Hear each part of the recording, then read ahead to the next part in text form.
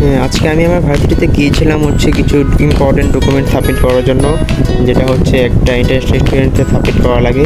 তো হ্যালো জনগণ, it's Minil, welcome to my new blog. তো সকাল সকাল রেডি হয়ে বেরো যাচ্ছি বাসা থেকে, কারণ আজকে ভার্সিটি যাওয়া লাগবে। আর আজকে ভার্সিটিতে আমার পাসপোর্ট সাবমিট করতে হবে, যেটা খুবই গুরুত্বপূর্ণ।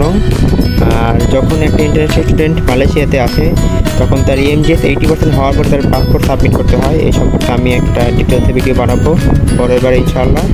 তো এখন রেডি হয়ে যাচ্ছি ভার্সিটিতে যাওয়ার জন্য।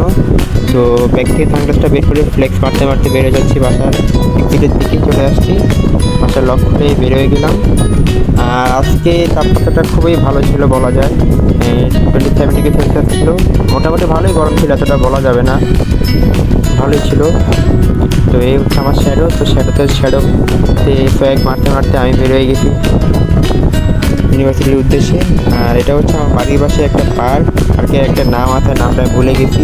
আর মালয়েশিয়াতে জায়গার নামগুলি খুবই অদ্ভুত টাইপের। তো এটা হচ্ছে কোলগেট কোম্পানি, যেটা হচ্ছে আমার ভার্সিটির ঠিক 5 থেকে 6 মিনিট দূরত্বে।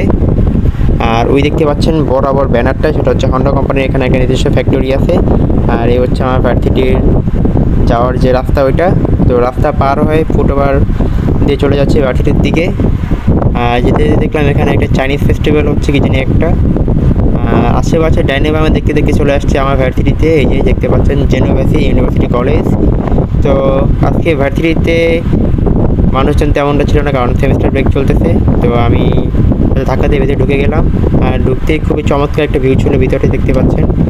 তো যদিও ভিতরে তেমনটা ভিডিও করতে পারিনি, কারণ আজকে সেমিস্টার ব্রেক ছিল। তো ইনশাল্লাহ অন্য একটা ভিডিওতে সম্পূর্ণ ভার্সিটি দেখাবো। আজকে ভিডিওটা এই পর্যন্তই। সবাই ভালো থাকবেন, সুস্থ থাকবেন। আসসালামু আলাইকুম।